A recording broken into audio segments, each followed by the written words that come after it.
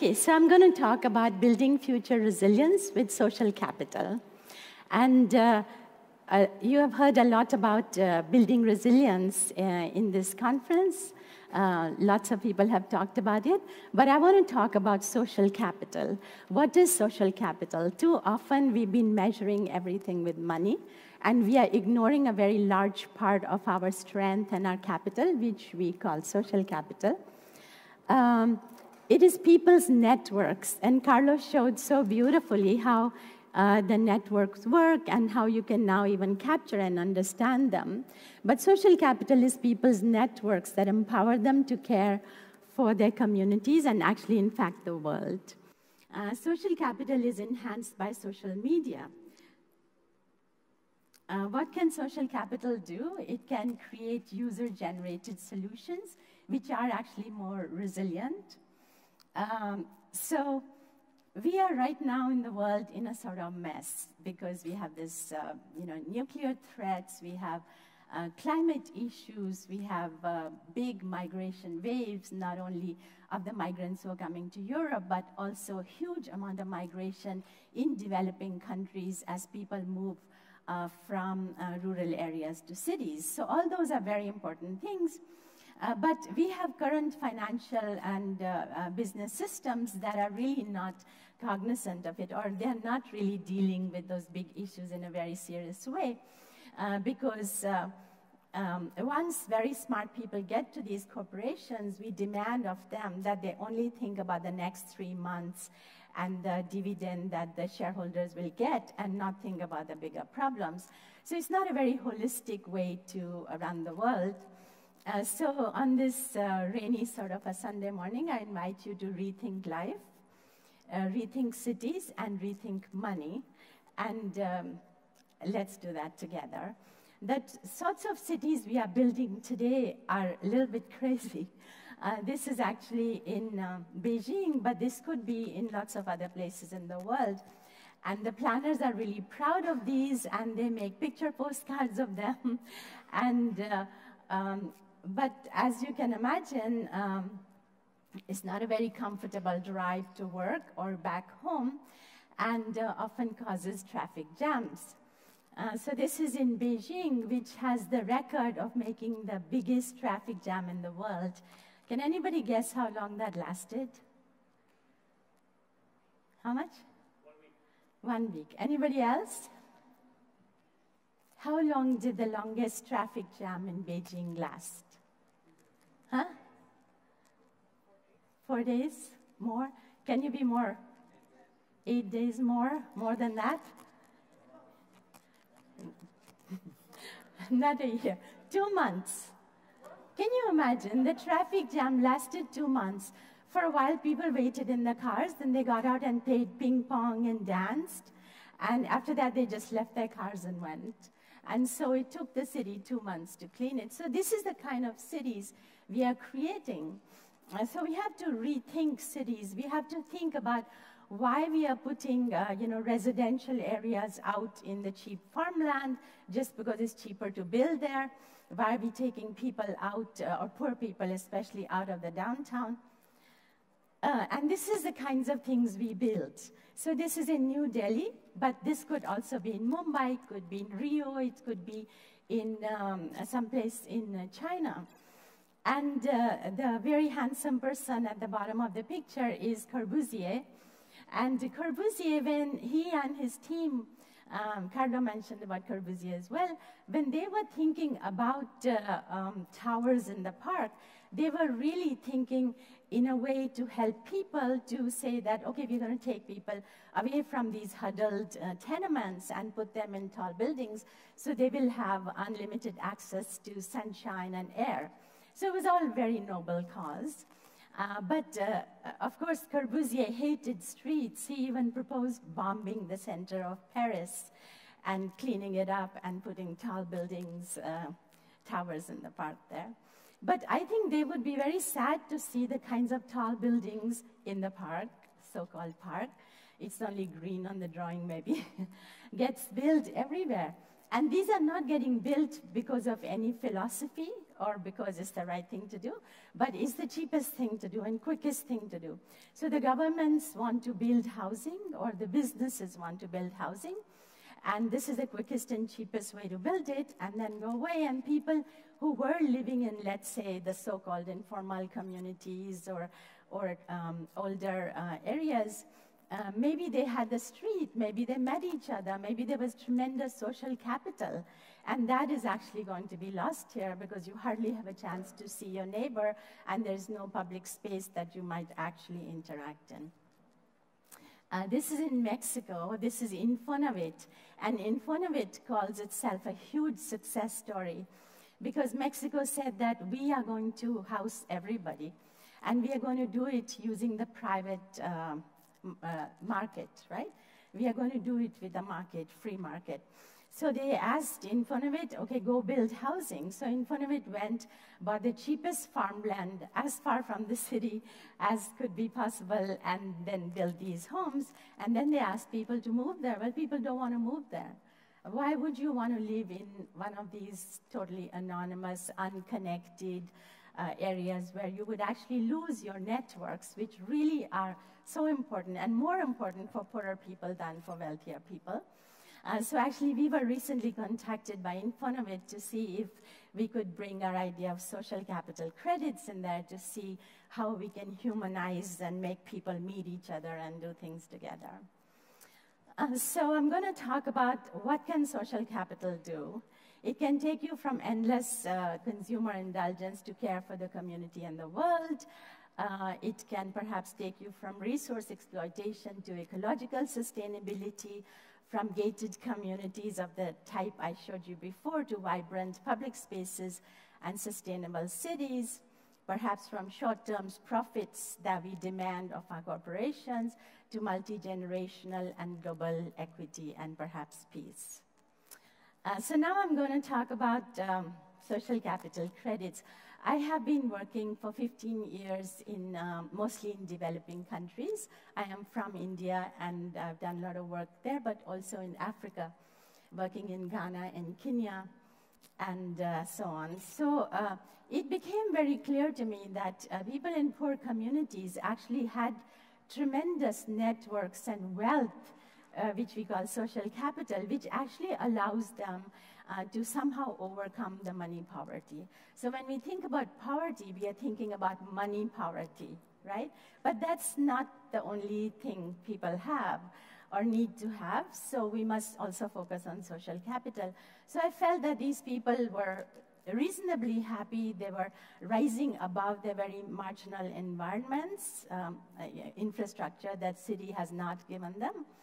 But they were able to get on with their lives rather successfully, and I felt that that was because of social capital. So we have, I run a nonprofit called Asia Initiatives, and we have developed this idea of social capital credits, which we say is a community currency to empower communities to help take care of themselves and the global commons. Who takes care of the commons? I think this is the problem in the world today. Thank you. We have someone who does. So what we call it SOCs, and we have Socratic dialogues with communities to help them decide menus. There is a SOC earning menu, and there is a SOC spending menu, and this is truly a dialogue. People identify what they are willing to do to earn SOCs, something that'll be social good. For example, waste management, making sure children go to school, which doesn't always happen in poorer communities in developing countries, because people would rather have their child help them to sell tomatoes or whatever, or in the farm. So sending children to school is key. Community projects like planting trees, creating bioswales, public parks, running programs in public parks and so on, and making sure children are vaccinated. And then on your, I think, right-hand side is a redeeming menu or the spending menu. It's a little bit like carbon credits, and it's a little bit like airline loyalty programs. So you do these activities, you earn SOCs, and they go into your digital wallet.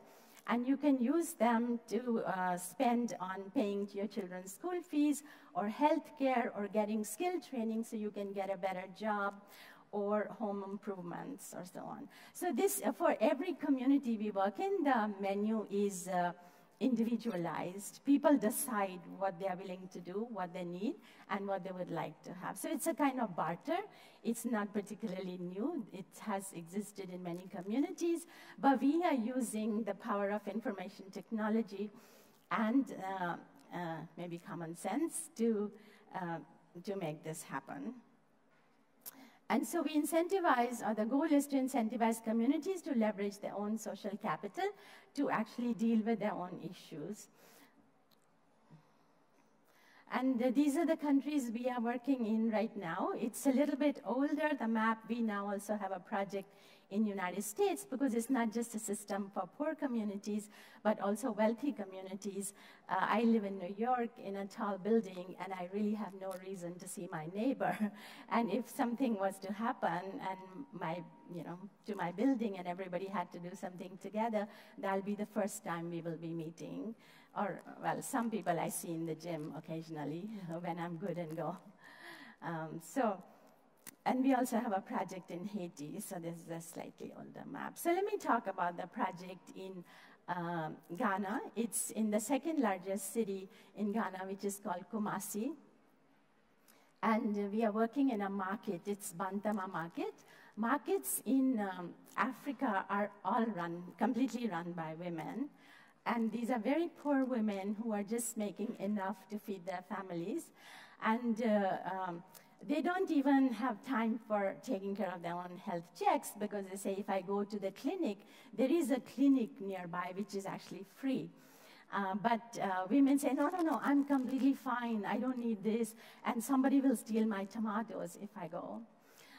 So we thought that was really important that they begin to take care of their health in terms of HIV and AIDS checks and other, blood pressure and diabetes and so on. So they are earning points for getting their own health checks, and they are earning socks for sending daughters to school. If there's a choice, the son might go to school, the daughter might not. And so for sending daughters to school, keeping the market clean, and for planting trees. These are really basic things. But they were selling food products on the ground. We said, no, if you lift it up on the table, it'll stay cleaner. So you can earn socks for that. So they're earning socks for that. And they can redeem them for school fees, telephone talk time, because we want them to be connected, right? We want them, I think, telephones. And these are not smartphones. These are very, very cheap phones. Although it is said, and maybe Carlo can comment on that, that within 3 years, all phones in the world will be smartphones, right? So they can get talk time with the socks, and also microloans to expand their tiny businesses. This is our project in Curitiba in Costa Rica, and we are particularly excited about it because we were invited by the government to come and set this up in a very poor neighborhood, mostly single mothers. And the idea was, how would you bring these people together to become a community, to think about the community, to take care of each other and the larger community? And the big issue there was violence because of drugs and guns and so on. So even the children were not safe walking to school. So women are earning points or socks for serving in the neighborhood watch groups to make the neighborhood safe, maintaining public parks so there are no derelicts hanging around there and children can actually play, and then helping children with schoolwork. And they can redeem socks for internet, which government provides to them for socks, and they are prioritized for receiving public services. This is another project. This is in South India, in a city called Madurai. Madurai is one of the oldest continuously living cities.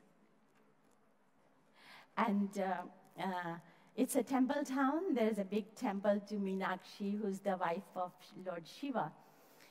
And so the river is sacred. The river actually came out of Shiva's head, according to mythology.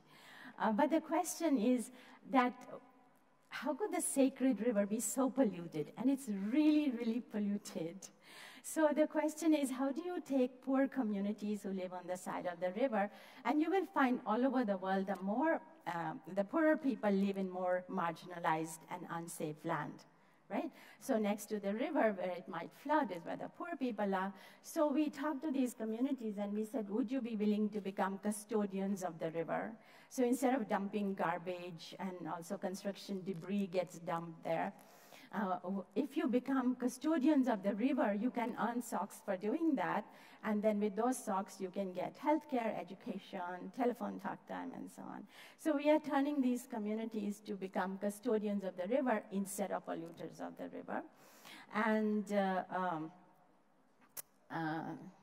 yeah, and we are actually leveraging their creativity. This is a very creative town in terms of they have a lot of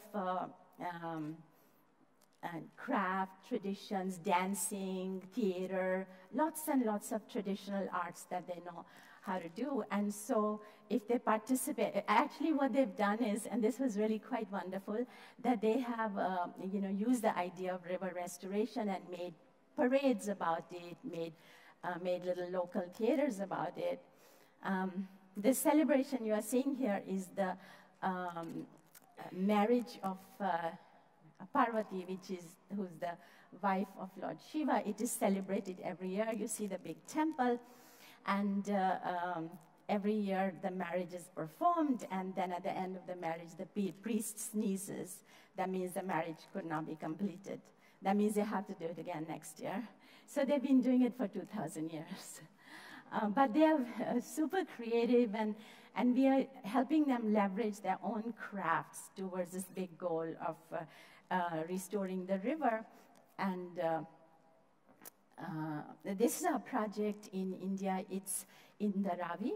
It's known to be one of the largest informal settlements or slums in the world. Or if you saw Slumdog Millionaire, you probably have an image of what it looks like. But we are actually giving seed capital to young entrepreneurs who would start a business that would improve their own community by doing socks. So we call them sockpreneurs, and this is our sockpreneur who started a business called the ravimarket.org, because the Ravi is actually, it gets called a slum because it enables the government to then have the right to bulldoze it. That's why lots of places get called slums. Actually, it's a craft village. It was outside of Mumbai, and now Mumbai has grown, so it's in a very prime location, so everybody would like to build high-rises there and bulldoze that. But it's a craft village, so lots of leather jackets and belts and shoes and embroidery for Gap and very expensive stores, Neiman Marcus and stores like that sell those products, but the people get very little. So this young woman has made an online business to sell the crafts online, and then do socks to help the community. This is the kind of sample menus we suggest to the community, but we don't say that you do this. It's done in a very Socratic dialogue. And every time an individual earns iSocks, 1/5 of that goes into a community pool. So by the end of it, the community is collecting lots of socks. If you and I and lots of people are doing socks, the community pot is growing. And then the community comes together and decides on a bigger project that they can do. So there's iSocks and there's ComSocks. And we have an online sock market, although many of our people who cannot do this do online or they don't have the ability to or access to computers. They actually do it on paper passbooks that look like old bank books used to look like. So I'm going to now talk about social capital city. What does social capital do to a city? I believe that it can, we call it user-generated city. Cities actually, a lot of cities, particularly in developing countries, are user-generated. The government does not have the resources or the abilities to actually plan ahead of the huge migration movements that are coming in. That means the government often makes a master plan, but by the time the master plan is approved and printed, people have already gone and occupied other areas, and the plan is already obsolete. So a lot of cities already are user-generated, but in a good way, how can we use social capital? How can we leverage social capital to make these cities? Of course, people moving to cities, according to Robert Newworth, is a solution. When they move to cities, they have fewer children, improve their healthcare and their education. So this movement is good, and it has to be encouraged and supported. And this is our nonprofit. It's called URBS. It's URBS User-Generated Cities. It's a collective of architects, planners, artists, thinkers, local people, community leaders, whoever. So it's just a loose, big collective. And we are invited in a lot of places where either it's an informal settlement that is waiting to be bulldozed, or it's an area that is being gentrified and people can no longer live there, the people who originally lived there. So we work with them. We've done workshops in Shimokitazawa in Tokyo, which was a very nice artist area. Do you know it? But the government wanted to bulldoze that and build a big highway over it because they had a plan to do that in 1960.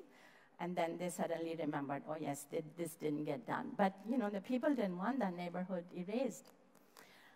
So we did a workshop there. This is how it is. It's always people coming together, and we help them to visualize what their city could look like. And this is our workshop in Istanbul, drawing upon local people to re-envision the Sishani Galata area. And this is Dharavi, coming back to Dharavi, and this is where our office has been for the last 6 years, and we've just moved to a neighboring community.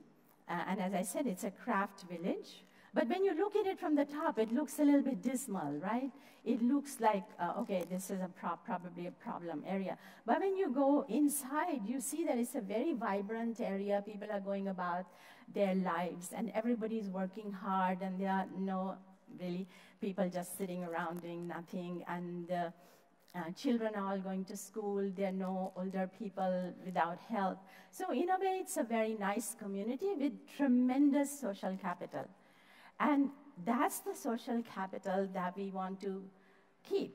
Now, one choice is, and the government has proposed that with some developers, that you would bulldoze this and you would put high-rise buildings there, and all the people in Dharavi will be put in 2 or 3 buildings on one side, and the rest will be developed for market, high-end housing and high-end offices, and that will pay for the redevelopment of Dharavi. But we think it's a terrible idea, and the people who live there think it's a terrible idea, because they will either, because if you are like a potter, a lot of them are potters, or sell something, they use the street as part of their home, right? So the social life all happens outside of their tiny, tiny homes, and they have tremendous social networks. If you go to Dharavi and you ask in a shop that, do you have a certain thing? And if they don't have it, they'll say, just wait a minute. And they'll just run around and they know who has it and they'll bring it to you. So they have these tremendous networks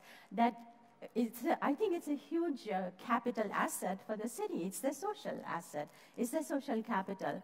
So these areas may not look visually very, very modern or very even safe, but they have tremendous social capital. So the key is, what do you do there? Do you bulldoze them and start over? Or do you give people the ability to incrementally improve their areas, right? The government's job should be to provide infrastructure and give people a possibility to improve their homes, which is what happened in the first Tokyo neighborhood I showed you in Shimokitazawa. And it's one of the nicest neighborhoods with lots of artists and people. So it's not like it hasn't been done successfully. I think Japan has many, many excellent examples of that. I had an opportunity to live there for more than 2 decades.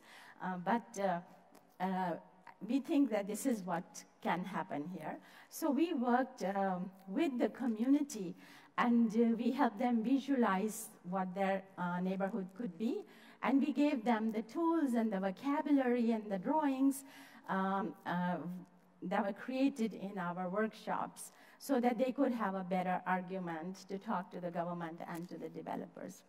This is what I call social capital. All those people, this is Friday, and a lot of people are Muslim. Actually, Dharavi is quite amazing. In a lot of Hindus, Christians, and Muslims, they all live together. On Friday night, they just close off half the street, one side of the street, and it becomes a mosque, right, for a few hours. And then when the few hours is finished, it'll just become a street again. And when there's a Hindu festival or a Christian festival, they cooperate with each other based upon their tremendous social capital, and they make do in this very minimalistic, or not minimalistic, but minimally served neighborhood. And so we think that that social capital should be honored and nurtured and recognized. This is a fish market also run by women, but this is their meeting place. They exchange information and they exchange things about their lives, and it helps people to have a fulfilling life. A fulfilling life is not if you live in an isolated apartment that you have tenure to, and that's approved by the government. But a fulfilling life is where you have a community, you have relationships, and you nurture them and they nurture you back. We did studies of the social spaces, what people do. Even tiny spaces are really critical to these people's lives. And the government was proposing to them to be rehoused in a 250 or 300 square foot little apartment, but they would lose their entire network, because a lot of them who are not legal tenants of the Dharavi would have to be moved out anyways. So we think that that's not particularly a good idea. We did user-led research. We encourage people to go in and research their own homes and water supply and so on. We mapped social networks, included children. We do handstorm workshops, not brainstorm. Brainstorming is too easy. You go in and you produce ideas and you come back. Well, what are you actually doing? So we do handstorm workshops that actually help people to improve their little shop or something. So I'm going to finish by just saying that social capital can lead to user-generated cities and user-generated solutions for a more resilient tomorrow. Thank you.